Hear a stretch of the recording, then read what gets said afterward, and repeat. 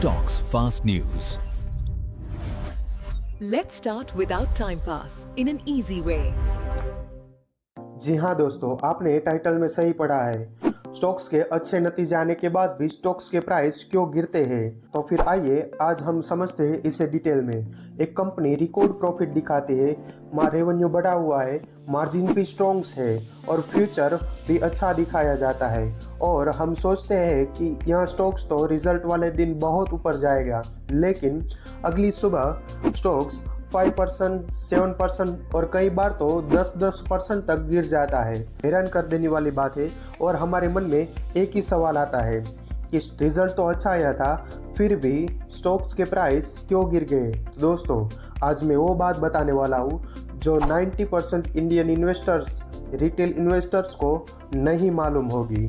और अगर आप यह वीडियो को अच्छे से समझ लेते हैं तो फिर आप 3 गलतियां कभी नहीं करेंगे। सबसे पहली, रिजल्ट्स के जाल में आप कभी नहीं फंसेंगे। टॉप पर आप कभी बाइंग नहीं करेंगे।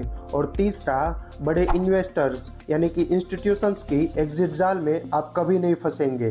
लेकिन इस वीडियो के बाद स्टॉक मार्केट को आप पहले जैसा कभी भी समझने की गलती नहीं करेंगे। दोस्तों, तो आइए हम समझते हैं सबसे पहले कि हम इस वीडियो में किन टॉपिक्स पर बात करने वाले हैं।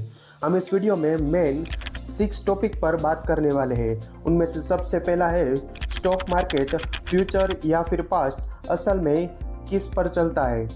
दूसरा, एक्सपेक्टेशंस वर्सेस रियलिटी क्या होती है। तीसरा, इंस्टीट्यूशंस रिजल्ट्स के पहले क्या करते हैं।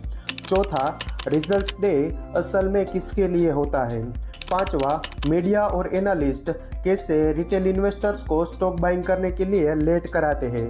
छठा, स्मार्ट इन्वेस्टर इस ट्रैप यानी कि इस जाल से कैसे बच सकता है। और यह 6 टॉपिक्स को समझने के बाद आप स्टॉक बाइंग करने से पहले 100 बार सोचेंगे। तो अब हम जानने वाले हैं पहला टॉपिक, स्टॉक मार्केट असल में किस पर चलता है। तो स्टॉक मार्केट हमेशा फ्यूचर पर ही चलता है।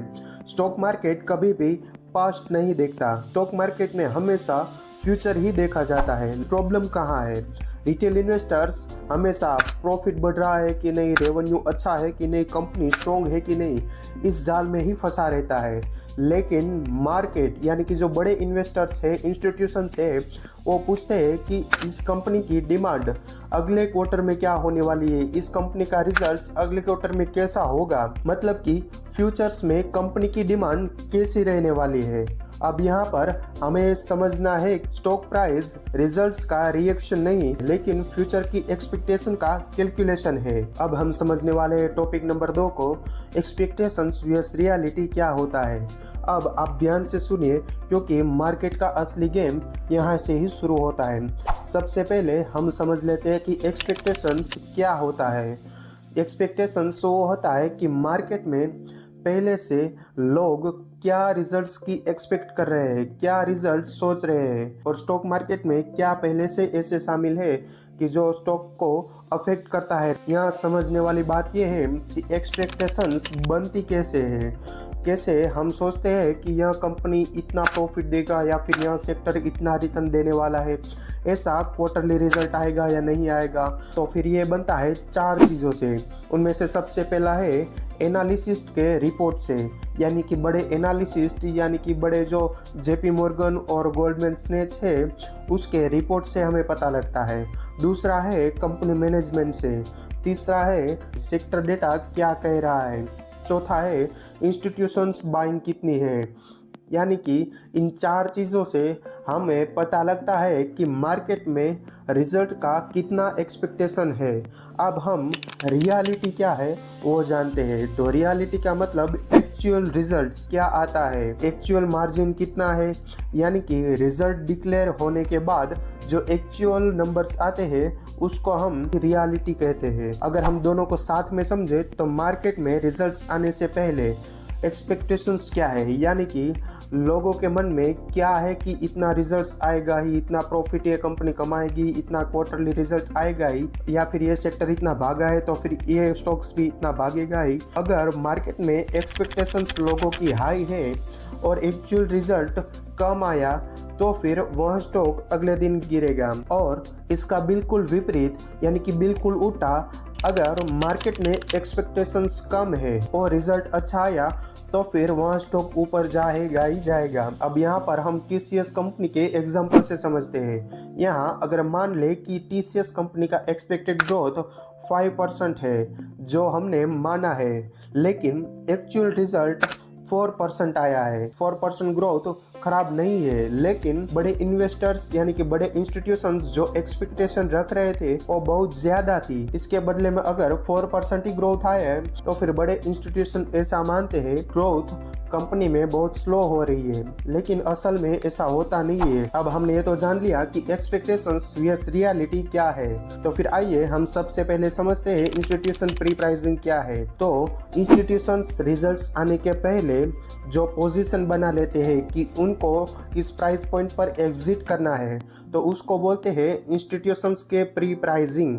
अब स्टेप बाय स्टेप हम इस गेम को समझते हैं। यहाँ इंस्टीट्यूशंस यानी कि बड़े इन्वेस्टर्स रिजल्ट्स के 1 से 2 महीना पहले वो लोग डेटा एनालिसिस करते हैं और मार्केट में ऐसी एक्सपेक्टेशंस खड़ी करते हैं कि इस कंपनी का रिजल्ट्स या फिर इस सेक्टर का रिजल्ट इतना तो आना ही चाहिए। यानी कि रिटेल इन्वेस्टर्स जैसे ही ऐप बनता है वो धीरे धीरे स्टॉक्स को बाइंग करना चालू कर देता है। मार्केट की एक्सपेक्टेशन से रिजल्ट्स अगर कम आया तो फिर प्राइस गिरेगा ही गिरेगा। और यहाँ पर बड़े जो इन्वेस्टर्स है यानी कि इंस्टीट्यूशन से वो रिजल्ट्स के दिन ही जब लिक्विडिटी बहुत ही हाई होती है तब वो लोग एग्जिट कर लेते हैं। अब यहाँ पर हम रिलायंस इंडस्ट्रीज के एग्जांपल से समझे तो रिजल्ट्स अभी आया नहीं है, लेकिन रिजल्ट्स के आने से पहले एक्सपेक्टेशंस मार्केट में बहुत हाई है। यानी कि लोग ऐसा सोचते हैं कि 5% ग्रोथ होगी, इसका फ्यूचर बहुत अच्छा है, या फिर 10% इसका प्रॉफिट मार्जिन होगा, बढ़ेगा। मार्केट में एक ऐसी हाइप बनाते हैं कि इसका रिजल्ट्स बहुत अच्छा आएगा, लेकिन अभी रिजल्ट्स आया नहीं है और स्टॉक्स 2200 से उछलकर 2800 तक आ जाता है। अब अगर मार्केट की एक्सपेक्टेशन थी कि रिजल्ट्स 5% यानी कि प्रॉफिट 5% तक बढ़ेगा, लेकिन प्रॉफिट बढ़ा 4% तक, तो फिर मार्केट की एक एक्सपेक्टेशन टूट जाएगी। इन्वेस्टर्स यानी कि इंस्टीट्यूशंस ऐसा सोचेंगे कि रिजल्ट थोड़ा कम है यानी कि ग्रोथ थोड़ी सी स्लो हो रही है और वो लोग एग्जिट करेंगे, क्योंकि गुड न्यूज़ सिर्फ प्राइस में थी, असल में रिजल्ट में ऐसा कुछ आने वाला था नहीं। तो फिर यहाँ पर ऊंचे दामों में रिटेलर स्टॉक को खरीद कर फंस जाता है। अब हमने ये तो जान लिया कि प्री प्राइसिंग क्या होता है, लेकिन अब हम अपने टॉपिक नंबर 4 पर आते हैं कि असल में रिजल्ट डे किसके लिए होता है। तो फिर रिजल्ट डे असल में बड़े इंस्टीट्यूशंस यानी कि बड़े इन्वेस्टर्स का सेलिंग डे होता है, क्योंकि बड़े इन्वेस्टर्स को सेल करने के लिए मार्केट में एक लिक्विडिटी चाहिए और रिजल्ट के दिन ही सबसे ज्यादा लिक्विडिटी होती है। इंस्टीट्यूशंस को क्या चाहिए, तो फिर इंस्टीट्यूशंस को चाहिए ज्यादा वॉल्यूम, बायर और सेल करने वाले, और बायर में एक एक्साइटमेंट चाहिए कि जिससे वो हाई प्राइस पर भी स्टॉक खरीदे। ज्यादातर इन्वेस्टर्स एक्टिव होते हैं, न्यूज फ्लो भी बहुत ही हाई होता है और खरीदने और बेचने के लिए लिक्विडिटी भी बहुत लाखों में होती है। इसलिए इंस्टीट्यूशन को परफेक्ट एग्जिट करने के लिए एक मौका मिल जाता है। हर बार एक्सपेक्टेशन से वजह से ही स्टॉक नहीं गिरता, इसके कई सारे कारण हो सकते हैं, जैसे कि पी रेशियो, वैल्यूएशंस और डेट और प्रॉफिट मार्जिन की मार्केट की situation, sector data, government stability, ऐसे कई सारे कारण हो सकते हैं। अब हम आगे जानने वाले टॉपिक नंबर 5 को, मीडिया और एनालिस्ट कैसे रिटेल इन्वेस्टर को स्टॉक बाइंग करने के लिए लेट कराता है। न्यूज और मीडिया में कभी इसके बारे में बात नहीं करते कि एक्सपेक्टेशंस मार्केट में क्या है और स्टॉक की वैल्यूएशन कितनी है, स्टॉक का पी कितना है, कि जिस कंपनी का स्टॉक है उसका डेप्थ कितना है, उसका अगला प्रॉफिट कितना हुआ था, अगले उसके फ्यूचर की एक्सपेक्टेशंस क्या होगी। इसके बारे में मीडिया और एनालिस्ट कभी भी ज्यादा बात नहीं करेंगे, लेकिन मीडिया और न्यूज वाले इसके बारे में एक स्टॉक्स की हाइप खड़ी करने के लिए रिजल्ट्स क्या आएगा, प्रॉफिट कितना जंप होगा, इसके बारे में ही ज्यादा बात करेंगे ताकि रिटेलर के मन में एक हाइप खड़ी हो स्टॉक के बारे में और रिटेलर उसको बाइंग करे। अब जब रिटेलर बाइंग करता है तब स्टॉक की प्राइस बढ़ने वाली होती है या फिर रिजल्ट्स का दिन नजदीक होता है, तभी इंस्टीट्यूशंस एग्जिट पॉइंट लेते हैं और रिटेलर हाई प्राइस पर स्टॉक को खरीद कर वो फंस जाता है। अब हमने ये तो जान लिया कि रिजल्ट्स के पहले स्टॉक में क्या हो सकता है, लेकिन रिटेलर इससे कैसे बच सकते हैं। आइए तो फिर हम इसे ध्यान से समझे। रिटेलर को इस चीज से बचने के लिए 5 चीजों के बारे में उसको जानना बहुत जरूरी है। सबसे पहला है स्टॉक्स पहले कितना भाग चुका है, यानी कि अगर स्टॉक्स बहुत भाग चुका है तो फिर इन्वेस्टर को सावधान होना चाहिए। दूसरा है मार्केट में एक्सपेक्टेशंस कितनी है, अगर एक्सपेक्टेशंस बहुत हाई है तो फिर इन्वेस्टर्स को सावधान होना चाहिए। तीसरी चीज है कंपनी की वैल्यूएशन सही है या फिर नहीं। चौथी चीज है मैनेजमेंट कितना कॉन्फिडेंट है कि अगले क्वार्टर में वो इससे भी अच्छा रिजल्ट्स या फिर इससे भी अच्छा प्रॉफिट कमा कर देगी।